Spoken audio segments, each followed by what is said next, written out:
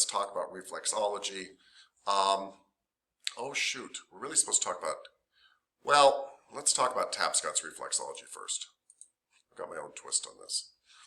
All right, this is kind of my take on reflexology. Can we all see that? We can see it says reflexology. Cool. All right. So, we already did. Sorry, this is a continued ed course, which is why it says gratitude there, because we do gratitude and continued ed. All right. Before we get into reflexology in general is about the feet. There are actually some exceptions to that, believe it or not. We'll talk about that too. But when people think about it, they think about the feet. I'm assuming most of you did. Whether you know what it is or not, you thought about the feet. So I want to talk about a little bit of foot anatomy that we haven't done yet, and we will. We are going to do muscles of the feet. And again, I argue that feet could be one of the most important things in the body because it's the foundation of the body. If you had a giant skyscraper and you just changed the bottom foundation on one side by maybe 1 millimeter, that would affect the top of that skyscraper tremendously. So feet are a big deal. But what I wanted to point out today is some really cute little tricks in naming foot muscles. This ties into hands too later. So let's look at some stuff here. Does anybody remember that I said if anything goes to your thumb, any muscle goes to your thumb, it has a certain word in that muscle? What was that word? Pollicis. Pollicis. Yeah, pollicis. So, sorry.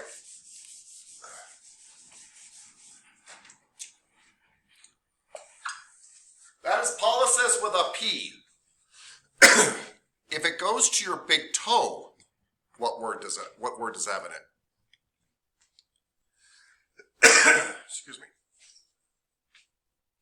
Anybody? Pollicis. Pollicis, yeah. So that is an H. All right? There are 7 muscles that go to your big toe. So if I see a muscle going to the big toe, I know it's got the word pollicis in it right away. And if I see a muscle going to most of the toes, 3 or 4 of them, I know it's got the word digitorum in it for the digits. And I know if a muscle is going to the little toe or the little pinky here, it's got digiti minimi in it. Literally like Austin Powers, digiti minimi, right? It's the little digit, right? You think they were making this stuff up sometimes. Anyway, so if this is my foot, well, forget about that being my foot. Let's use a real foot. If this is my foot, and I curl the toes down, what action is this? Now, by the way, guys, I'm not talking about plantar flexions and dorsiflexions, which are actually done at your ankle. I'm talking about your toes. If I bend my toes down, what do we call that action? Does anybody know? Just curling your toes under? Or my fingers, by the way. Is it a flexion? It is a flexion. Thank you, sir. And if I open them out, what do we call that? Extension. Extension, yes. Which means the muscles underneath that grab these toes tend to do flexions, right? They have to be underneath to bend the toes. So muscles that are directly underneath here are flexors, right? Muscles on top are going to generally be extensors. Does that make sense? Yeah. Now, do you remember what I told you guys about muscles that are found on the outsides of the body? Like the deltoids? Muscles found on the outsides of the bodies can in general do what? Abduction. Abduct, thank you. Well, if you have a muscle on the outside of the foot and it grabs onto something, what would it do? Go ahead. Eversion. What? Oh no, you're thinking eversion, which is this, turning. I'm just talking about pulling the toe out. Oh. Just like pulling my arm out. Abduction. Yes. This is actually an abduction of the big toe. And this is actually an abduction of the little toe. So, if you guys look at the diagram here, we have a muscle on the outside of the foot. This is directly palpable, by the way. You go grab your foot right now. This is the muscle you're grabbing. The muscle on the outside of your foot going to the little toe It's on the outside, it's going to the little toe, so it's called abductor digiti minimi. We've got a muscle on the outside of the foot going to the big toe. It's called abductor hallucis. We've got a muscle underneath the foot going to all these toes. It's called flexor digitorum brevis. Now, whether it's called brevis or longus just has to do if there's another muscle that's up the leg doing the same thing. But I'm not worried about brevis or longus. I'm just telling you, I don't memorize all the muscles in the body. I'm too lazy. So, but with that kind of knowledge, when people are like, what are you working on right now? I'm like, well, it's a muscle on the outside of your foot going to your little toe, abductor digiti minimi, right? I don't always remember if it's longus or brevis because I can't always remember if there's another one, to be honest with you. But it's a very easy way to kind of remember what muscles are called in the foot, and this works in the hands too. That's why I'm kind of giving you a crash course right now. We will do this again, by the way, when we get to feet. So I'm sorry you're going to hear this again. But I think it's super useful knowledge because pure memorization tends to just kind of slowly leak out of your brain a year from class. This type of stuff tends to stay with you forever. Anyways, that kind of makes sense? Yes, maybe, maybe not. I don't know. Could you say it again, please? Yeah, I could. Thank you, Mr. Tate. What I'm saying is muscles on the bottom of the foot generally are going to do flexions because they're on the bottom so they can pull stuff down. Muscles on the top of the foot are generally going to do extensions. Muscles on the sides of the foot are going to do abductions because they can pull out to the side. Believe it or not, muscles in the inside of the foot hooked to the toes could do adductions because they're on the middle of the foot.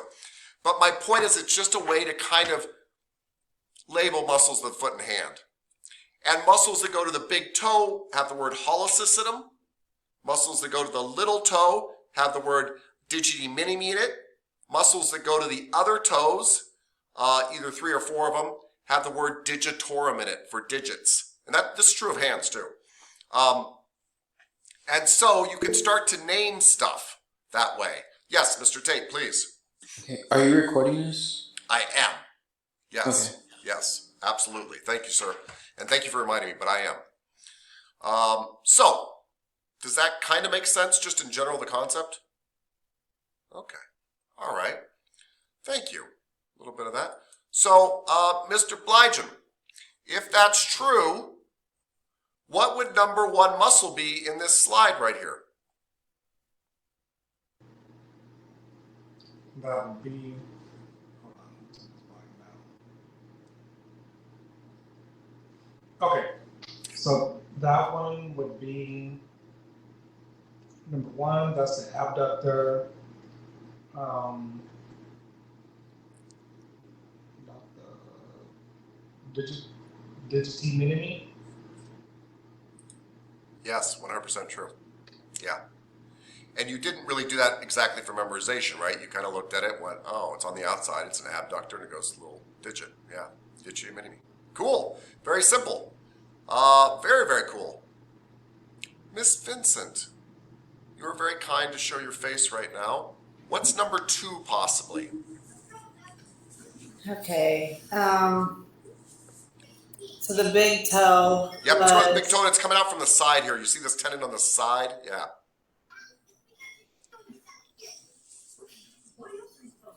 It was. Oh, what's the big toe? Heck, That's okay. Hallucis. hallucis. Is it abductor too? Because it's on the side. Abductor, hallucis. That's it. You just named the muscle. Okay. Yeah, yeah. I actually really appreciate both you and Mr. Blygen kind of fumbling through it because that's exactly what I'm talking about. That's my point. And so that'll serve you forever because you can make some pretty darn good educated guesses. Really good. Really, really good. So, Mr. Tate, can you see the slide here, sir? Yes, sir. Good. So, Mr. Tate, what would number 3 possibly be? Number 3 is going to all these toes, not all of them, but 4 of the toes, and it's on the bottom of the foot. Would it be adductor hallucis? Well, I know because I said middle, but it's on the bottom, so if it pulls, You're saying it's at the bottom? Yeah, it's on the plantar. We call it the plantar region of the foot. It's on the bottom of the foot, and so if it pulls, it will bend the toes down like this.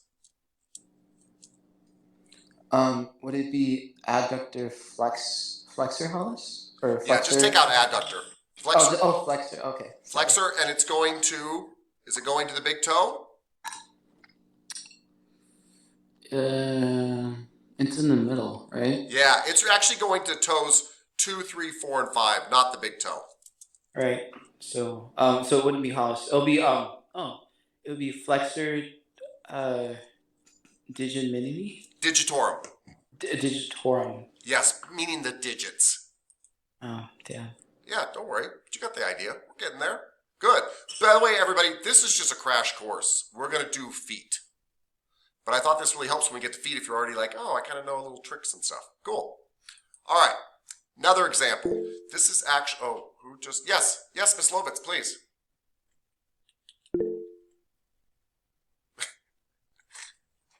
I was just wondering if there are other muscles on the bottom of the foot, or is that Oh, it? God. It just Oh, seems God. like enough. Oh, God, yes. Okay. And there's the feet are actually super tricky. There's actually the most interesting muscles in your entire body are on the foot. You've got muscles that are attached to muscles on your foot.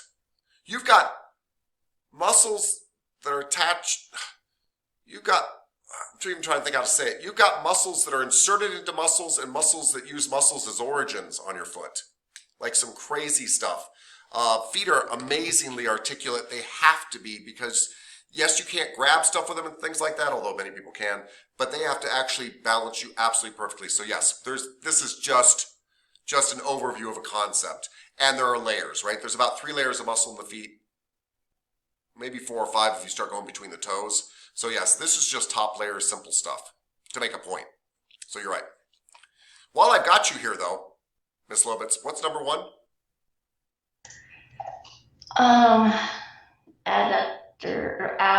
Abductor, digit, something, me, digit, this one. Digity. Yeah. Digity mini-me. Yeah, cool. Awesome. And what's number 2? Abductor hollicis. Yeah. Abductor hollicis. Yeah. And what's number 3? Brevis, something, flexor, Make it Harry Potter. Yeah. Digitorium. Yeah, digitorum. Oh, digitorum. Flexor digitorum brevis. And the reason it's called flexor digitorum brevis, by the way, guys, is that you have a flexor digitorum longus underneath your calf muscles. So I've been talking to you guys about your calf muscles, which lie in your posterior leg compartment. And you have 3 of those. You have the gastrocnemius, soleus, and plantaris. Well, underneath those, you have a flexor digitorum longus as well, and 2 other muscles too. Yeah. Anyway, so these are the brevises here. Cool. Okay, so this is actually kind of a cool picture of the foot because it shows how much fascia is in your foot, really. But same thing true here. We've got some muscles that are not on the side of the foot. They're underneath the foot, and one is going to the big toe, and one is going to the little toe. And because they're underneath the foot, when they pull, they create a flexion. So you've got flexor digitorum brevis and flexor hollicis brevis. And that's because you obviously have a flexor digitorum longus and a flexor hollicis longus. Cool, cool, cool. By the way, interesting little note to self. This hollicis right here, do you see these 2 white bumps right here? Can you see my pointer, I hope? Good. That's a very high compression area, right? You don't want your toe to bend back and pop off your foot. And in really high compression areas like your knee, you have a sesamoid bone. Your kneecap is a sesamoid bone. Do you remember that? Those 2 little dots there are 2 little baby kneecaps. Those are 2 sesamoid bones. So you've got sesamoid bone in each knee and 2 in each toe. That's 6. There's still 4 more to come. Kind of cool. All right. So, Miss Estes, Hey, Miss Estes, what's number 4? That is the flexor digiti minimi. Yeah, flexor digiti minimi. I love it. And Miss Allure, what's number 5? Flexor holosis Yeah. brevis. Yeah, that was absolutely perfect. Flexor hallucis brevis. Thank you. That's beautiful. I love it. Thank you. Thank you, thank you, thank you. Miss Hawks. Okay. Hey, Miss Hawks, what's number 1, ma'am? That is abductor.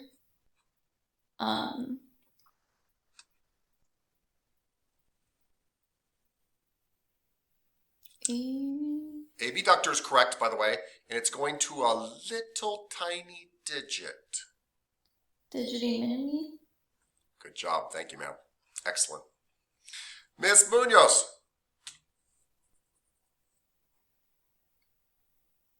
Yes. Hello. Yes, Miss Munoz. Miss Munoz, what's number 2? Oh, that's the big toe. That's the abductor hallucis. You're killing it. Thank you. Yep. Miss Mares. Yes, Michael. Miss Mares, what is number 3? So it contains all the toes, so that would be the flexor digidum brevis. Yeah, flexor digitorum. That was fantastic. Fantastic. Thank you, thank you, thank you. Don't over exaggerate, Michael. No, it was fantastic. Just kidding. Yeah. I'd tell you if it wasn't fantastic. Mr. Riedel, what's number 4? Would that be the flexor digiti minimi? Yes, sir, it would be all day long. Probably flexor digiti brevis, but still, that was fantastic. Thank you, sir. Why do we use brevis again? So the same reason if I said my name is Tapscott Jr., you'd know there was a senior. And if there's not a senior, there's no reason. So anytime you see brevis, there is a longus, right? Or anytime you see superior, there's an inferior. They're naming it to differentiate from another muscle. And so, for example, sir, there is a longer muscle that also attaches to the digimi that runs up the leg a little bit. And that's why it's so this is the short one. Is this one okay, but in relation to the longest, where's the longest at? The flexor digiti minimi longest, I believe, is up the back of the leg. But hold on one second. I know the hallucis is, and I know the digitorum is. Let me make sure I'm not lying to you. Bear with me 1 second. It is.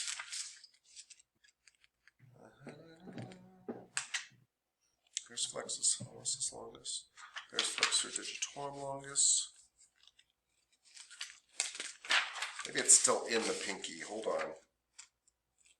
Brevis. Da, da, da, da.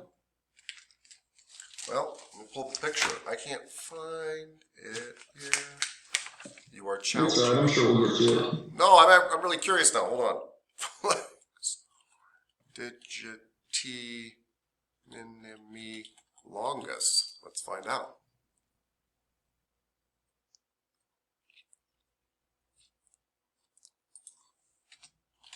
Foot.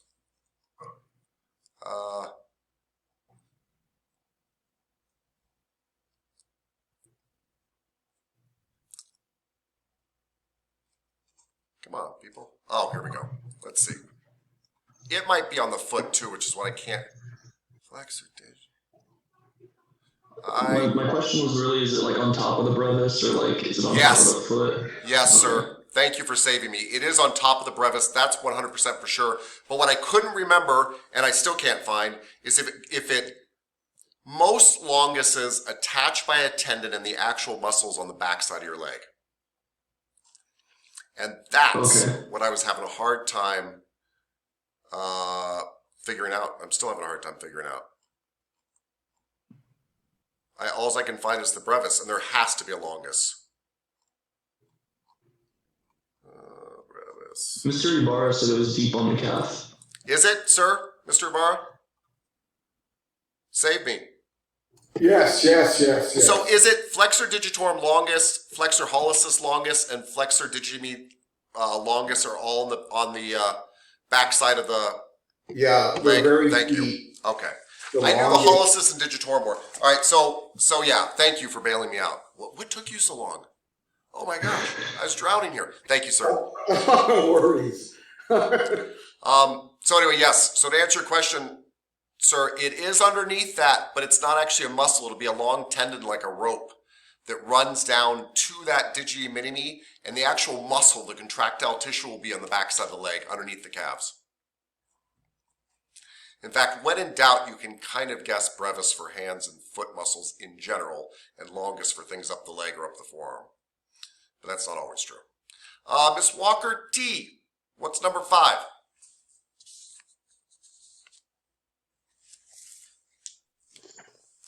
Number 5 is, because it's only to the big toe, so it's going to be a flexor hallucis brevis, maybe? Flexor hallucis brevis, that's what it should be. There you go. Good job. Thank you. Thank you for applying the lesson. Okay, that's it for a crash course, which apparently I needed too, in feet. Let's move along to reflexology. So, what is reflexology? And more importantly, is it fact? Is it fiction? Is it science? Or is it religion? Anybody?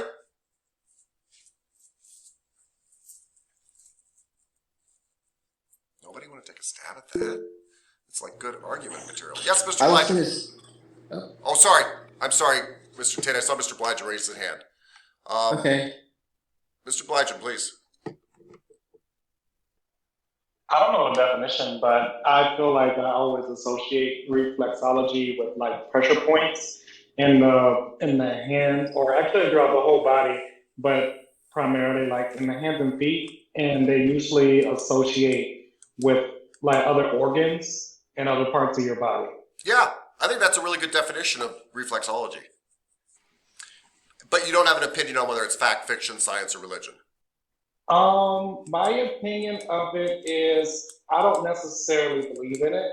Cool. But I have not had much exposure to it as well. So I'm more open-minded to the possibility of it being something factual. Yeah. Especially with regard to massage, because I want to get into like more shiatsu and stuff like that, and I know it's heavy in reflexology as well. So yeah, I'm open to like learning a lot more about it. But I don't know. I just feel like I don't have enough information about it to full-heartedly believe in it. Sure. That goes, and me, I put it in the same realm of like Reiki and all that stuff with like energy work. I don't believe in it because I don't have enough information to, put my belief in it, or it doesn't sit well in my belief system until I'm able to see some like output.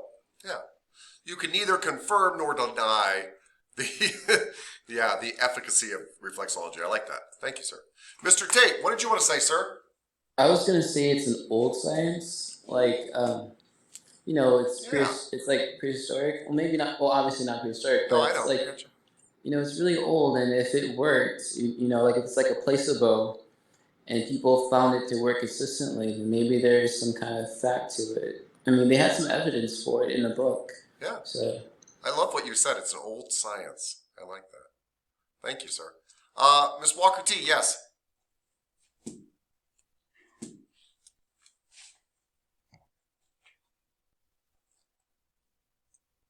Ms. Walker T?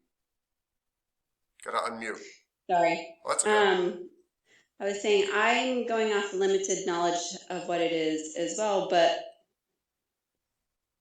I mean, it doesn't seem like science-wise that there's been more recent, like actual experiments done where they were able to see the output or whatever. But to me, it almost seems a little more like a religion in the sense of that, like, there's no proof for sure it works.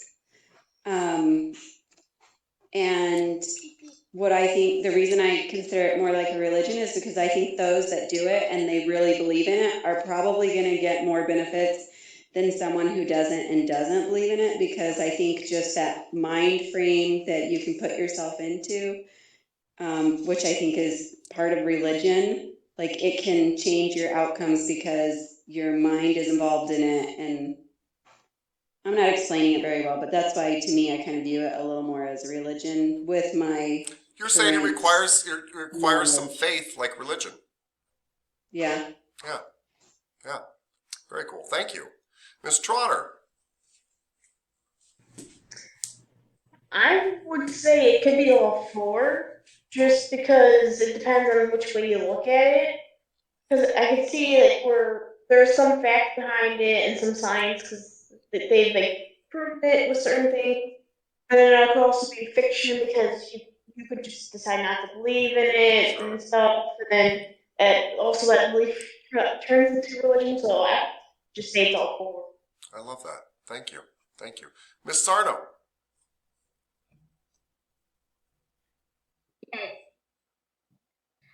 I really I believe reflexology and partial point and is will work with I don't know about religion, and I believe every country, every culture, and they have the way to work on relieve the tie and the thing, and it help to inside the body. So like reflexology work with the partial point and just relieve the tie and I don't know what to say and Tension. I think that Inside the body. Yeah. inside the body. Yeah. And I like how you pointed out that I put up here fact, fiction, science, religion, but you threw in culture, which kind of blends in all those things. You're right. Every culture has a different way of looking at this stuff. I love that. Yeah. Yeah. Thank you. And not about just Chinese, Japanese, Thailand, and that, but all the culture they have a way to work. They have their own way to work the feet. Yes. Yes. Yeah. Yeah. Well said. Thank you. Mr. Blige, you still have your hand up, sir. Did you have something else to say? Please. Yes, I wanted to kind of add on to what I said. Yeah. I do believe that there is a science involved, especially with massage too, because everything is in our bodies connected somehow, some way. Mm-hmm. So, like when you look at like the meridian charts and things of that nature, you can see how everything directly connects from the head to your feet. So, I believe in that aspect of it, as in everything is connected, and by affecting something in your lower region of your body can affect something in the upper region. I do believe that. And also the reason I think it makes me feel like it's kind of like a borderline religion or cultural belief is because you'll find a lot of, and I've been all over Asia, and usually like whenever I say, oh, I have a headache, it's like the first thing they say, oh, you're alcoholic. I mean, it's just like, I've always like not believed it because I feel like they've always had like these really vast like diagnosis, like, oh, I feel something here, you have a heart problem. Like, and those are just my own personal experiences. Like, they haven't said I had a heart problem, but like something that you may not be experiencing, and but they could be right. I mean, I don't know. Like, they can say, oh, you're having problems with this based on what they feel in your hand or what they feel in your feet. But there could be a lot of truth to that. I just haven't navigated too far into to say, okay, I can ride with you on that idea.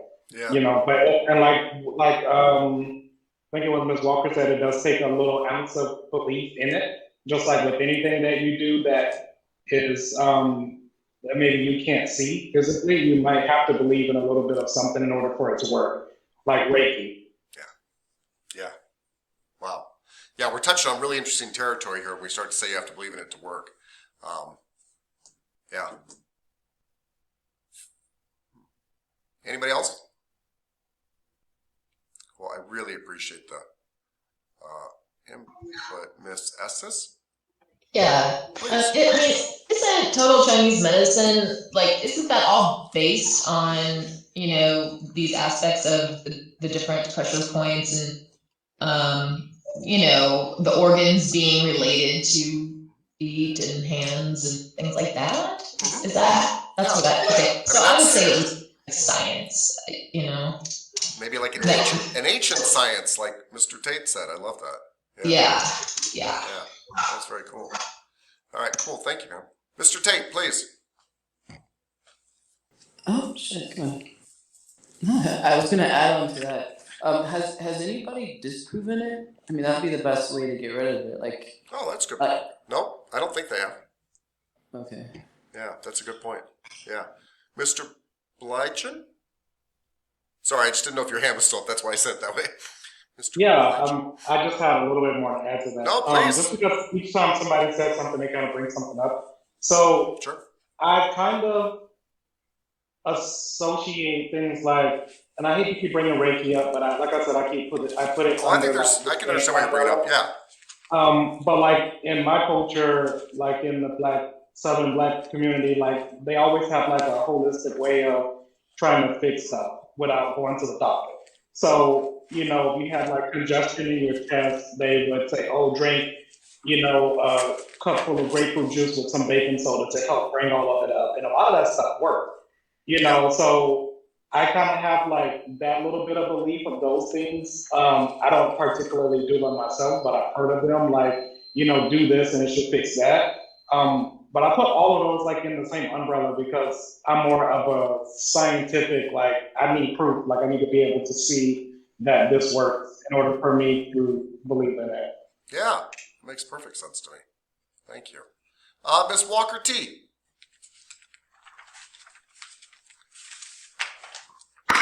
It just, what it kind of makes me think of is kind of, if everybody else been talking, is it is kind of a more holistic approach. And I feel like ancient Chinese medicine and a lot of those things were just about being more aware of your body and what was happening inside your body. And just, I feel like that kind of medicine and reflexology is really just being more aware of your own body and how certain things impact it. Yeah. Okay. So and also one thing I wanted to ask real quick. Yeah. I was looking at the book on the feet muscles. Yeah. So do we really not have any muscles like in our toes? Yeah, you don't really have any muscles in your toes. Those are all tendons hooking to your toes. There's not room in your toes for muscles. Yeah. So that's just like skin and fat down there. And that's true of your fingers too. There's loads of stuff. This is all tendon up here. When you're feeling stuff up here, it's fat, fascia, and tendon. Yeah. Okay. Yeah. Good point. Very good point. Yeah, your toes and fingers are completely puppeted. And there's many supporting muscles here puppeting them, and massive ones up here puppeting them. And this is all ropes up here. You're absolutely right. Fingers and toes. Yeah. Mr. Blygen, you have your hand up, but I think this time it might just be left there. Okay. And there's two of you, so you actually still have a hand up. That's okay. I thought it was maybe both hands he raised his hand like this. Anybody else? It's really good comments. Okay. So let me tell you what I know. I don't. I didn't actually ask you this question because I was trying to bait you into like, aha, Tapscott says it's fact or it's fiction or it's... What I wanted to bring up is that you have to admit, I've asked a lot of questions in this class and we got more feedback on this question than a lot of stuff I've asked. People had an opinion about this. Even if their opinion was, I don't know. But they had an opinion. I'm telling you all this because you will get clients that think it's fact, fiction, religion, or science. So you need to modify your language and the way you talk to those clients depending. So I have literally had clients in my room that are what I would call religiously conservative. I don't mean that as a judgment, I just mean they're religiously conservative. And they feel like reflexology is pretty much witchcraft, and it's insulting to them. They don't want to talk about it, they don't believe in it, they don't like it, or they do believe in it, but they think it's bad juju, right? I have people come in that reflexology is a religion to them. How could anybody possibly doubt it? It's absolutely miraculous. I have people that say, hey, there's actually a lot of science behind it. We know everything's connected, and that there are connections via your nervous system and things like that. I mean, hard science between this stuff. And so it works because it's a science. A lot of people are in the middle. So what I'm really cautioning you here is to learn how to talk to your clients. And what I said at the beginning of this lecture, read the room. You really, really want to read the room when you're doing anything. And we'll get to that more in a second, but I just want to point out that people are all over the place about reflexology. I have seen some miraculous things in the treatment room with reflexology, and I've also seen it not do a darn thing. So I am very on the fence on this one. But we'll get back to that in a second. So, so why am I still teaching it, by the way? Because it's extremely important for your practice, regardless of where you sit with it. Even if you think it's the stupidest thing ever, you want to learn reflexology. Trust me on that. So, the reflexology is the belief that there are essentially connection points or rivers of energy to the organs and places in your body that have corresponding endpoints that can be stimulated on the bottom of your feet. Let me put that a different way. Reflexology is the belief that your foot is a hologram of your whole body. Now, they don't mean that it looks like your whole body, but that my whole body can be represented in my foot or my hand. And the different parts of my foot represent different parts of my body. And it is that belief. It touches on many other types of beliefs. We see practices resembling reflexology way back in Egyptian times, 5,000 years ago, in Chinese medicine, stuff like that. But I want to be very clear. There's something very tricky that reflexologists have done in the past. I don't mean now. They have tried to kind of imply that somehow the Egyptians were doing reflexology or the Chinese were doing reflexology 5,000 years ago. The Chinese and the Egyptians were doing amazing things 5,000 years ago, and they had stuff to do with the foot. And in Chinese medicine, I'm sure they had stuff to do with meridians and moving energy along and all that kind of stuff. In no way do we know that that was reflexology. So it's kind of like what Ms. Sarno said, all those cultures believe in working the feet to affect your body. They 100% do. That doesn't mean they agree with the reflexology points. And reflexologists, I feel, to legitimize reflexology, have kind of piggybacked on these ancient arts. They've said, oh, well, the Chinese are basically doing it, that's all we're doing. No, it's not. It's not at all. And they'll say, well, there's pictures of Egyptians rubbing feet. That was reflexology back then. No, that's pictures of Egyptians rubbing feet. We don't know what they're doing. Reflexology is a fairly modern invention, something called reflexology. And it was based off something called zone theory, and it was set up in the early 1900s. This is not an ancient thing. And by somebody that didn't have any background in Asian medicine whatsoever. And it was really a nurse, Eunice Ingen, who in the 1930s and 40s, who kind of really popularized this idea that you could press on points in the feet and hands and affect the body. Now later people came along and said, hey, that's true, they're doing it in other parts of the world, but they don't agree on the points or anything like that. And all of this is based off something called zone therapy, which is not so crazy actually. Zone therapy is the idea that, like, if you work this side of my body, you should work it all the way down. Well, from a structural point of view, that's not such a stupid idea, to work the entire left side of the body if there's a problem on the left side in any place like that. So reflexology, the coin name reflexology, is not that old. It hasn't been around that long. Rubbing people's feet to affect parts of their body has been around a really long time. This is zone therapy, where I would literally, if you had a shoulder problem, I might work all the way down the side of your body to the right side of your foot. And it's kind of that belief that that whole structure kind of works that way. And zone therapy has been around a long time, and reflexology really originally started as an extension of zone therapy.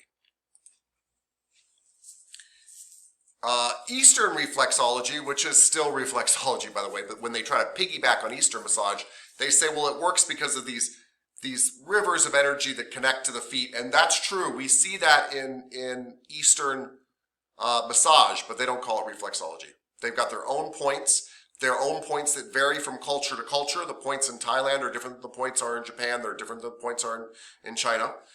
So I don't know if they'd appreciate me lumping all those people together in one lump. But they do believe that there are energetic connections through the body. And so reflexology sometimes gets associated with that and getting the energy flow to move by hitting pressure points on the foot.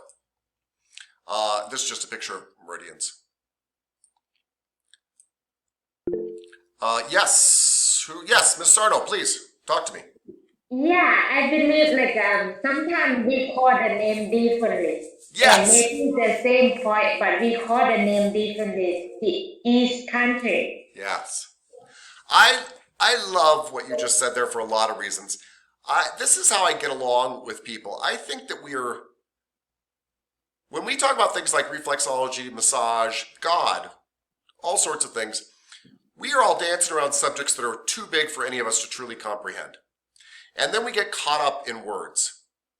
And so, I mean, no insult to anybody, I actually mean to bring us all together. So when somebody says God, as far as I'm concerned, they could mean energy. And when somebody says energy, they could mean God. And when somebody says chi, they could mean energy and God. Like we're getting caught up in words about stuff that's probably more complex than we really understand. So I agree with you. Sometimes the words are just different. Just the words. But the question is, does it work, right? So I also know from a fasciologist point of view that we have lines of tension from our fascia that ultimately all run down and actually wrap around underneath our feet. And if that fascia is not properly connected or it's stuck there, it actually sends funny signals to the tower that runs up there, and that causes problems. So I'm actually a big believer in the hardcore physical fascial kind of stuff that can happen down the feet as well. Doesn't mean I don't believe the other stuff. I'm just throwing this in as another theory about why reflexology might have some effects, why it might work. And we won't get into fascial stuff here yet, but the fact is a lot of that stuff ties through. Here's a great example though, and by the way, this is a good example not just about reflexology, but for those of you that are really, really interested, which I hope is every one of you, in structural massage. The gluteus maximus ties into your IT band along with the tensor fasciae lata, and all that tension goes down the IT band and actually runs into the tibialis anterior. The tibialis anterior actually runs underneath your foot and it attaches into the fibularis longus. We don't realize it because you can't see it in the picture, but the fibularis longus and the anterior tibialis that are both in turquoise here are a stirrup underneath your foot. They really do come underneath your foot like this on both sides. And they stirrup, they really do tie down there and hook together. So these very powerful fascial lines that tie all the way into my low back and up to my head go down to here. And this is really the most important connection because that's where we tie everything down to the base. So there could be a real fascial truth to reflexology. And I point that out because there are a lot of possibilities for why reflexology works, because it seems to work sometimes, that's for sure. One is it could be pure placebo effect. It could be meridians, energy kind of running through there. It could be fascial reasons. It could be the fact that it's the foundation of your body, all this kind of stuff. It could be any of these things, but the fact is that really you want to be able to talk to your client for wherever they're at with those things, because if you can, there's money in reflexology. Big money. So, let me just give you a little example. Reflexology is a wonderful way to turn a 1-hour massage into a 90-minute massage. And by the way, there's no discount on that, right? Your next half hour is another $25 on top of the $50 you already made, right? But it sounds really cool if I say, hey, do you want some reflexology done on your feet or a reflexology upgrade to your massage? And people are like, well, I like all the other stuff. Oh, and I'm not talking about cutting out the other stuff. I'm talking about putting a 30-minute reflexology on the end of your massage for another $25. And they're like, oh, do you like your feet rubbed? Yeah, I really do. It's magical. You should really try it. And here's why I like it. I've already got you on the table, right? and I'm tired. I've been working on you. What do I get to do for reflexology? I get to go to the end of the table and I get to sit down and make about $1 a minute. What if you could tack on 25 extra bucks to every massage you did? That's a lot of money. Yeah, it also works as a promotion. I'm a big believer in, we'll talk about this when we get into business, I'll say it again, but I'm a big believer in value added as opposed to discount marketing. So discount marketing is that you tell people, hey, massage school is $4,000, but right now we're offering it for 10% off. How many more people would have taken this class for 10% off? But guess what? I would have lost 400 bucks on every single one of you, right? Because I have to get the 10% off to all of you too. So I didn't really attract any more people. Really, to use discount marketing to really work, you've got to give a discount of at least 25%, usually 50% before somebody like me is like, oh, 50% off? Okay, I might do that.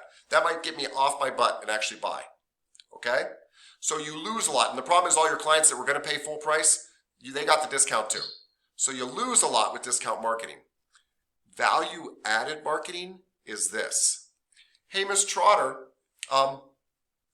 if you send me a client, like if you refer a client and they actually book, I'll put a free reflexology on your next massage.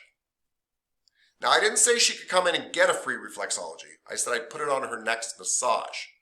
So now Miss Trotter sent me a client that booked. I just made 50 bucks off them. She comes in and pays me 50 bucks, which she was going to do anyway, and I give her a free half hour. It is cheaper for me to give you a free half hour than it is for me to deduct money from your thing. In this scenario, I lost nothing but time. And time is expensive. I'm not suggesting it's not. But this is why people are always throwing stuff in for free at you. It's a lot easier for me to get, because the item I give you costs me less than what you perceive it as, right?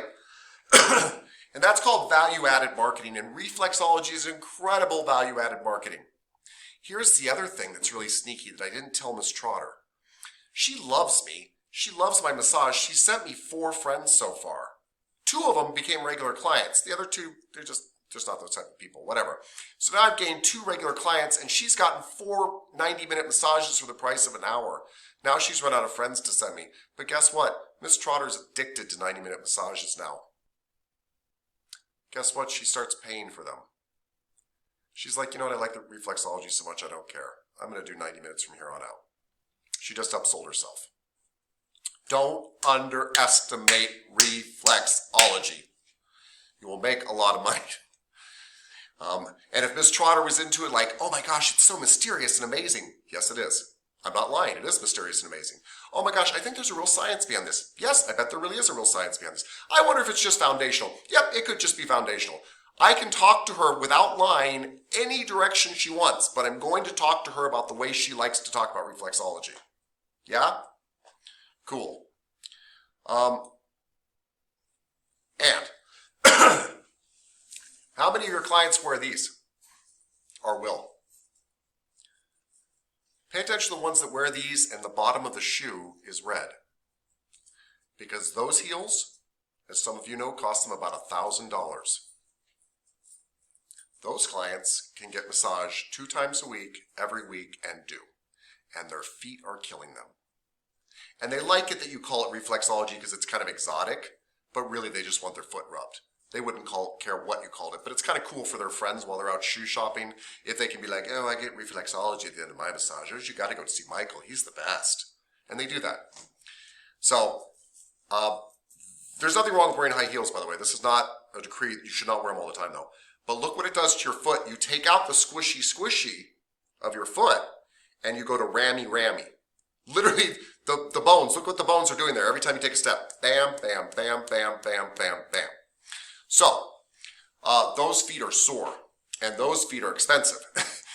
And this person cares about the feet, and this person gets pedicures, and this person buys really cool shoes, and this person wants to wear them, and this person needs a massage.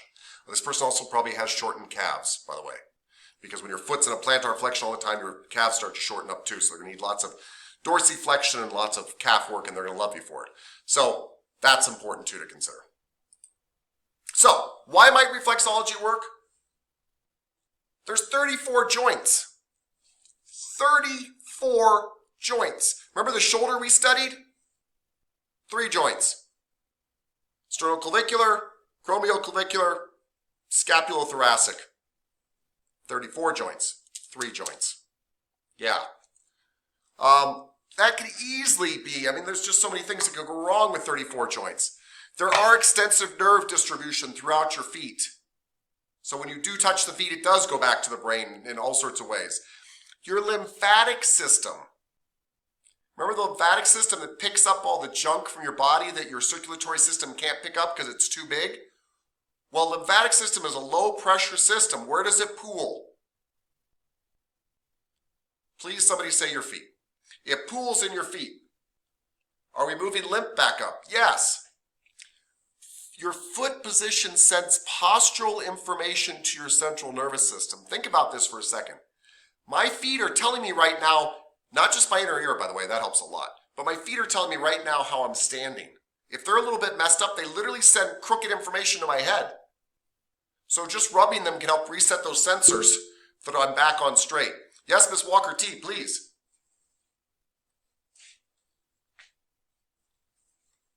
Sorry, this is kind of a random question, but it has to do with the lymph drainage. Yeah. And where the lymph pools. Yeah. Is that like some, I don't know if it's yoga or what, but they say to like put your feet up at night. Is that to help like the lymph? I would assume so, but I don't know anything about yoga, to be very honest with you. I mean, I love it, I believe in it, but I would assume that would be exactly why they would say that. Okay, I was just wondering if you know. Yeah, it would definitely help with venous return, but venous return and lymph return, you know, are both kind of trying to do the same thing. It's just that lymph's on even less pressure than the venous system.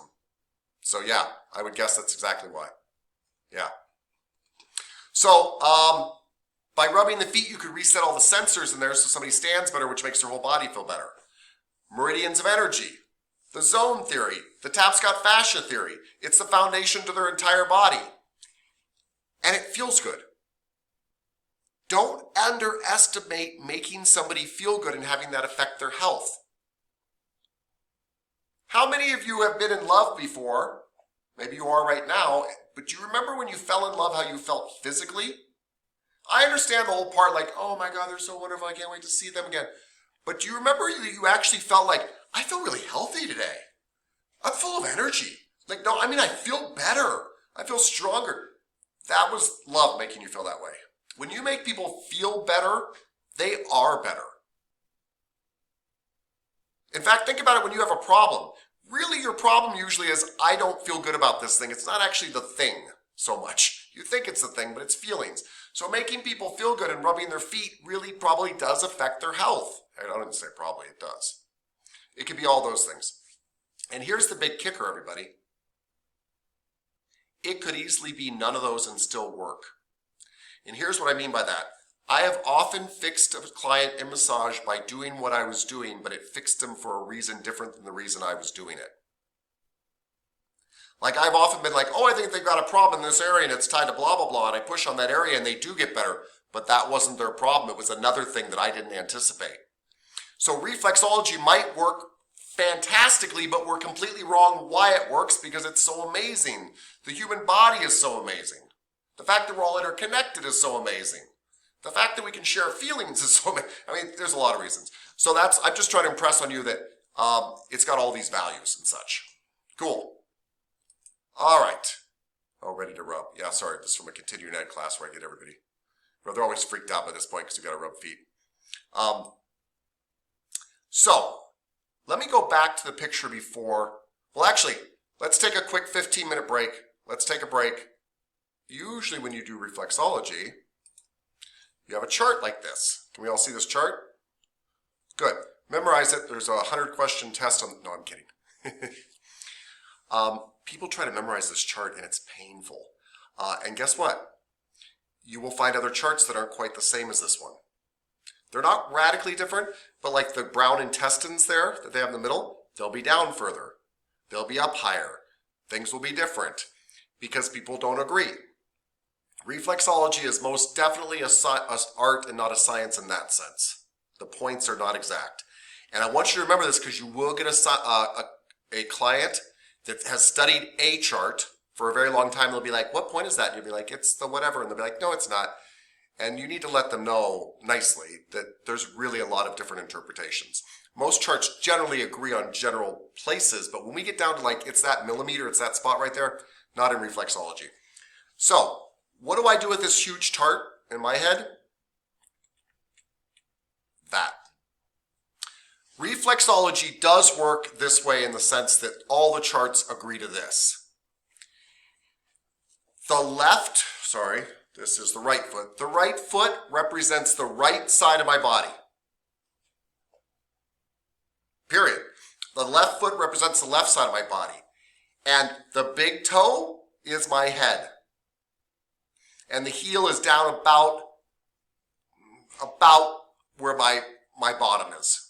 About right below my gluteal region. So this is always head. Well, if this is head, over here is shoulder. Right? If this is head and you put an entire human body just like this picture up here, you can see where the lungs would be, where the heart would be. And so honestly, like the little place around the big toe here, that's your neck. And knowing this means you don't have to memorize a whole bunch of stuff in a chart only to find out that when you go to another chart, they're slightly shifted. And I've had this discussion with people before successfully, thank you, where they're like, well, I think it's a little bit over. I'm like, it could be. Like, we can't even agree on the charts. But we do agree that they roughly line up. And so the inside of your foot, where it feels really good to have rubbed, that's your spine on the right side or the left side.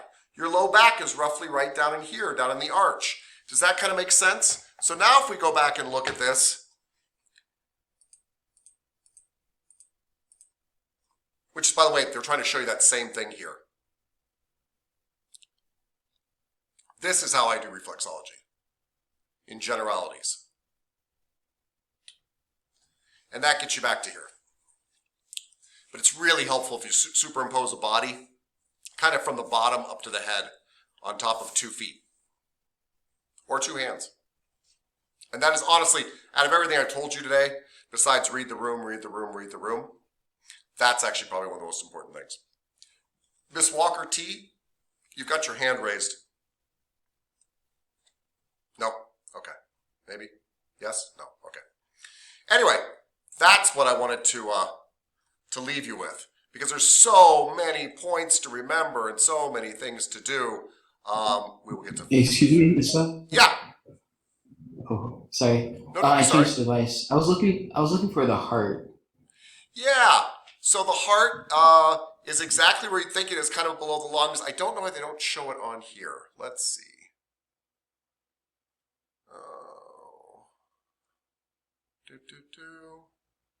Why don't they have the heart here? I don't know. I am assuming the heart is not labeled here, but is this orange thing here on both sides. Kind of around, right around the lungs and all that kind of stuff. Right below them.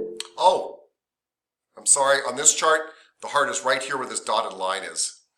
Yes, Mr. Blygen. So if the client has some issues going on, let's say in their heart, and you're doing like reflexology, would that be like a contraindication for you to not mess around with that area on the foot, or would that help the situation? Yeah, but my beliefs in reflexology would help this situation. If you don't believe in reflexology, it'd help with the situation too, because to me, it's one of the safest things you could do, right? So you're helping. Here's the cool thing. If you believe in energy work, or if you believe in divine work, right? I don't quite care how you label this. People that believe that they are healers, and I agree with this kind of philosophy, don't believe that they are doing the healing. They are the channel for the healing. They believe the energy or God is intelligent. And so you are stimulating that area, but they believe you're stimulating it to open up energy. And when the energy is opened up, it will do what it's supposed to do. So we are not fixers, right? It's just kind of like, if you think about it in the most simplistic of terms, when I rub you really fast to get your circulation going, I'm not fixing, I'm opening things up so your body can do what it does normally. So I'd say it's highly safe. And this is another reason I love reflexology. I can't tell you how many massages I've avoided canceling because of reflexology. I've had people walk in at the resort, this happens all the time, they're sunburned. And it's pretty severe. And they're like, I want a massage. And I'm like, man, you're glowing. Like, but what can we do? We can do reflexology and head, neck, and shoulders. Let me tell you, one of the coolest massages, and I've used this on many, many clients. I used to have a lady fly in from New York. I suspect she had other things to do too. But she flew in from New York to come see me to do this. And she was very, very heavy. I mean, like 450 pounds heavy. And very embarrassed about her body, but she craved touch, craved it. And we would work on her feet, hands, head and neck. I used to say all the tips of her body for 2 hours. And she loved it. And it's completely non-invasive. I'm rubbing your feet, your hands, your head and neck, and you feel like a new person afterwards. It's amazing. So yes, sir, if somebody told me they had a heart condition and I was afraid to work on them, I definitely do reflexology. It's beautiful for that kind of stuff. Beautiful opportunity to make somebody better, and I think it's extremely low risk. There is no risk. There's no risk. Do it. The only contraindication I can think of to reflexology is that they have some flesh-eating disease on their feet. There's no contraindication. And feet are used to taking lots of impact. So it's almost hard to mess up with feet. Yeah. Miss Walker, hand still up? Something? Yeah. Yeah, As far as reflexology, because I know, like, if they're doing chemo, we're not supposed to massage, right? If they're doing chemo, is that you probably want for a reflexology? you probably want a doctor's release for it. I've worked on people that were doing chemo because the chemo wasn't making them that sick. Does that make sense? And are you talking just like normal massage, or are we talking specifically reflexology? So sorry. I have done normal massage on people that were doing chemo because they were doing very, very mild chemo and it wasn't a big deal. When it's more severe, then I kind of want a doctor's release. Now, this is where you've got two different teachers that are going to tell you two different things. And Mr. Barr will keep you from getting sued, so you might want to listen to him. But I've done reflexology on people that were not feeling well in lots of ways because it was a nice, gentle way to relax them. Now, I didn't go digging, but I did a foot massage that we called reflexology on them while they were receiving chemo. Yeah. But as far as contraindications, you would count reflexology the same as just normal massage? Unfortunately, yes. But think about it, though, from a logical point of view. We're entering the world of gray now. I'm not moving a lot of stuff down there. I mean, I think it does affect them more energetically. Whereas when I'm doing big sweeping, flushing up your legs and back, I'm moving lots of fluid around. The feet is a very small area. So, I mean, you wouldn't be freaked out to rub somebody's hand that was receiving chemo, would you? No. So I'm not saying yes or no, do it, and I'm not trying to ride the fence with you guys. I'm just saying I can see many places where that would be completely appropriate because it's kind of a gentle way to really help somebody without doing massive movements in their body. And I don't see a lot of difference between feet and hands. So I don't know if that helped very much. But yes, textbook, contraindication. Somebody on chemo, do not massage. Somebody with a fever, do not massage. But has Tapscott ever massaged somebody's feet when they had a fever? Because they really wanted their massage still? And I didn't want to tell them no, and it seemed quite safe, and I knew we weren't going to do anything major. I mean, if a foot rub's going to kill you, we got bigger problems than a fever. So that's my take on it. But you guys have to make really good decisions, and I want to warn you, the decisions are yours. No matter what the client asks for, even if the client begged you for a massage, once you give it to them, that was your decision. So it is a tricky one, I totally admit. Ms. Routson. I would definitely see the concern with massaging someone who's on chemo. Mm-hmm. I had a pretty good run with that when my daughter had leukemia. Mm-hmm. And I just remember different stages of her treatment and chemo and how much her body changed. Mm-hmm. So at one point she had lost like 25% of her overall body weight. So she Yeah. definitely could not get massage, but towards the end, I would rub her feet and stuff, like with the doctor being okay with it. Yeah. And it just really, really helped them, like help the little kids and help my daughter with their feelings and Yeah. just like their energy. So Yeah. I definitely wouldn't want anybody to rub my daughter while she's sick, like a deep tissue or anything Oh God, like no. that. But No. Yeah, please don't misunderstand me. But can you see that if I was like, I really appreciated that they kind of went over that, or even just like you're not really rubbing them, but you'll kind of massage their hand and paint their nails. And like my daughter just loved it. But that was just my 2 cents. Like your 2 she cents was is sick and she liked it. your 2 cents is extremely valid. Yeah, the other thing I have to say is these are clients that are walking in when we're talking about chemo. If I went to a hospital and somebody's on chemo or I'm visiting their home where they can't get out of bed, I'm not going to do any massage on them. But these are clients walking in that have come to me and they're like, yeah, I'm on chemo, but you know, that to me is a very safe bet. Your daughter was very sick at one point, and that's different. But you make my point and the point of all massage therapy, which is half of what we're doing is really emotional nurturing. And it's a very loving thing to rub somebody's feet. Yeah. They probably really like the Reiki. Lift my spirits and heal me, but don't really touch me. Yeah. Yeah. So anyway, that's what I love. I love it as an option that I can work on somebody with. Yeah. Miss Vincent. I was just wondering, is there a protocol for how long, if you're doing like points on the feet and kind of holding them, is there a time that you would, count to, or? All right, so the reason I made that face is it depends on who you ask. I'm asking you. You're asking me.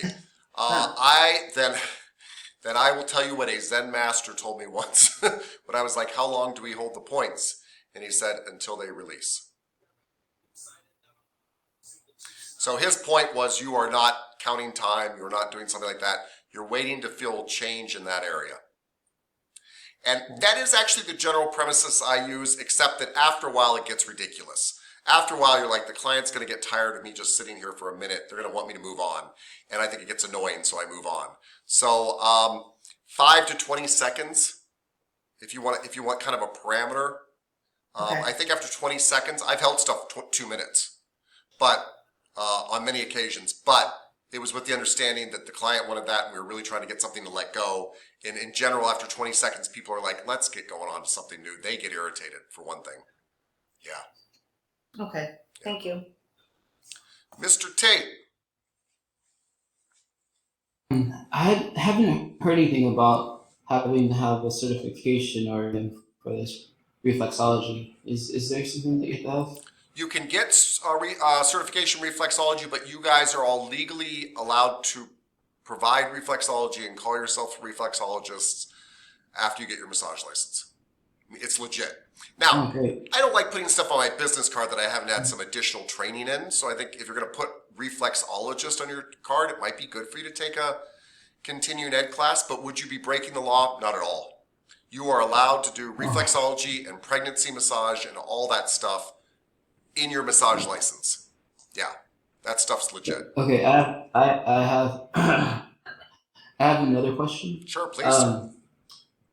Remember that book that you recommended for us to read? I would like to read it.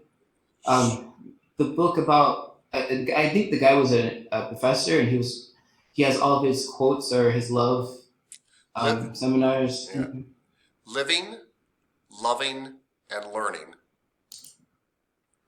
by Leo Buscaglia, although it looks like it's spelled Luscaglia, but it's Leo Buscaglia. But anyway, Leo B, Living, Loving, and Learning. Okay. All right, thank you. I think it'll be right up your alley, sir. Cool. Ms. Walker, you have your hand up?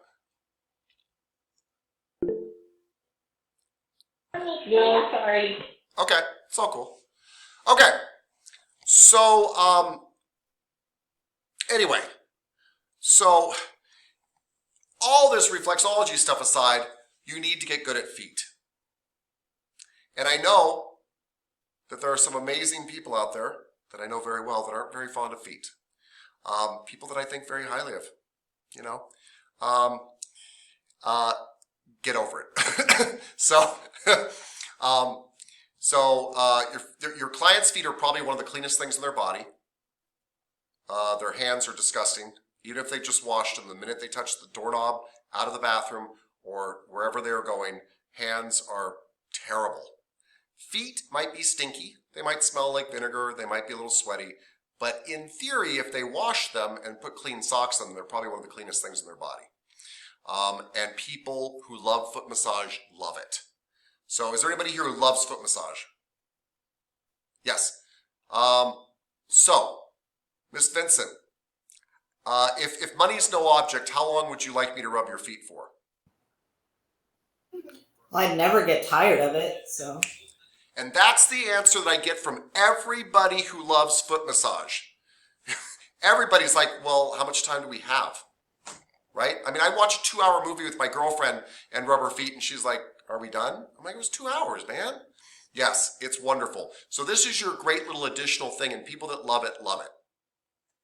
So make sure it's one of those areas you really want to get good at. And the key to getting good at feet is to be nitpicky. They're detailed, they're little. You got to go between every little crack and crevice, and you got to play around with them. And think about the layers like you guys did with hips and stuff. And play around with them. And often what I do, and watch out if I watch one of your labs, because what I do is I walk in there and I'm like, okay, we're rubbing feet for 2 hours. Because when you get disgustingly bored with it, you start finding new stuff to do. Otherwise, if you just do them for a minute, you just do this. Squeeze, twist, twist, done. Well, that's, there's more to it than that. All right, so that's reflexology. Yeah, I really like it. I like it because other people really like it. It's one of my favorite things about it.